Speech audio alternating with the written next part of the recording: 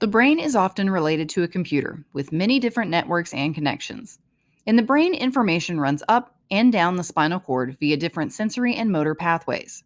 Unfortunately, the areas are so widespread and respond to so many different variables that the area of termination in the brain can be multiple locations. In the 1950s and 60s, one region of the spinal cord was believed to be the pathway to pain. Surgeons would sever the cord to provide relief for some terminal patients. Those who died shortly thereafter did not regain sensation, but those who lived longer recovered some pain sensitivity, and some had pain that was unusual or even worse. What scientists have been able to determine is that certain lobes have certain functions, such as the occipital lobe for vision and the temporal lobe for memory. They also know the location and functions of the cranial nerves. Aside from pain, doctors also wanted to relieve psychiatric conditions. And so during the 1930s to 60s, frontal lobotomies were conducted on individuals to alleviate various ailments. This area gives people emotion, passion, and purpose in life. Without it, scientists learned that the sensory pathways for pain were still intact, but the individual did not recognize the pain. The sensation remained, but the link between pain and suffering was severed. They were basically zombies. In short, we have many sensors or areas of the brain that tell us what we can see, hear, feel, etc., but there is no specific pain area in the brain. All of this research helps scientists learn about brain plasticity. This process is an amazing and wonderful way that we can adapt to change and reduce your sensitivity to pain. Brain plasticity is so real that a person without an injury can literally make an area swell just by thinking about it. Plasticity allows new connections to be made in different areas, ultimately rewiring our abilities.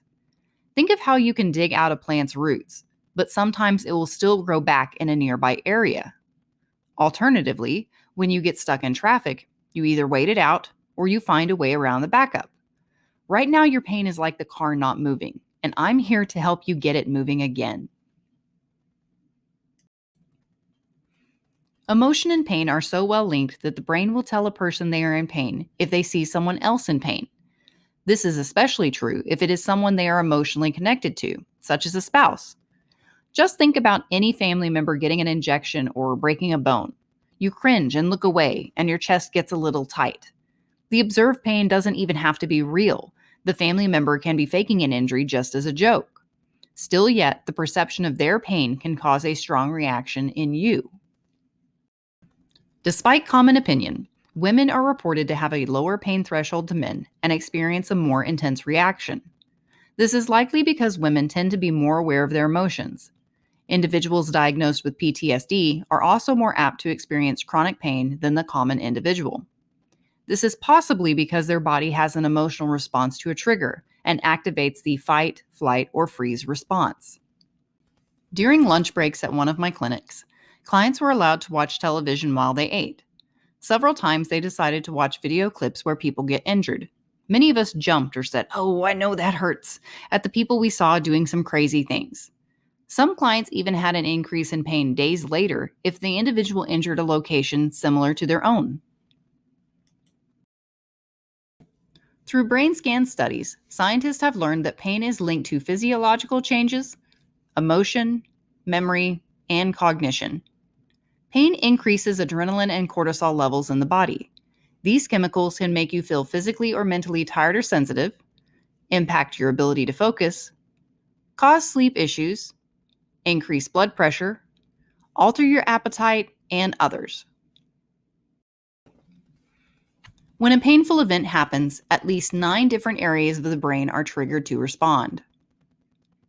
These areas impact a variety of daily needs: concentration, focus, problem solving, motivation, and cognition.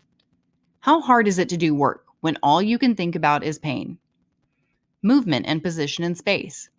After an injury, do you ever misjudge how many steps you need to take or how far you need to reach to get something? Feeling off balance is common. Sensory discrimination. Your clothes now feel painful or things feel hot or cold when they are not. Fear, addiction, and stress responses. You start avoiding things, taking more medications, gain weight, and can't sleep.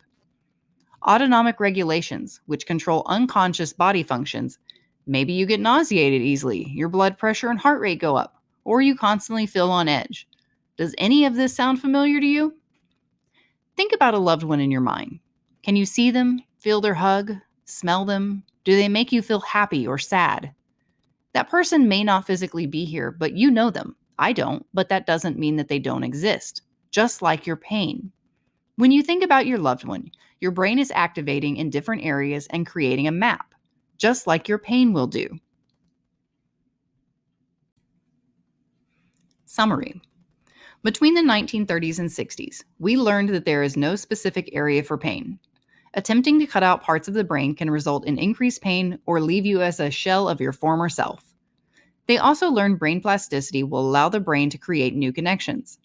Emotions are also related to pain, and you can even feel pain by watching someone else. At least 9 areas of the brain are activated during a pain response, and these areas impact a wide variety of daily needs. To this day, the brain and pain relationship is not fully understood, but learning how pain affects us individually will allow us to rewire our brain and decrease our pain sensitivity.